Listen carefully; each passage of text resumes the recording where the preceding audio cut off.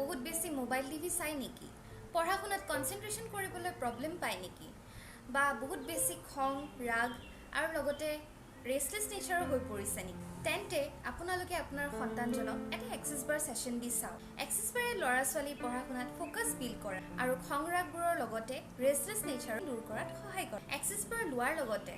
ল'ৰা ছোৱালী অকমান সময় ইয়াতো উচিত কিয়নো আজি স্ট্ৰেসফুল যুগত ফ্যামিলি মেম্বাৰ্স একেলগে বহা দেখাই পোৱা নাযায় গতিকে যিমান পাৰে ফ্যামিলি টাইমটো মেইনটেইন কৰিব চেষ্টা কৰিব আগতে যি সকল ল'ৰা ছোৱালী পঢ়াত কনসেন্ট্ৰেশন কৰিবলৈ টান পাইছিলে আমাৰ চেণ্টাৰত এক্সাৰসাইজ সেশন লোৱাৰ পিছতে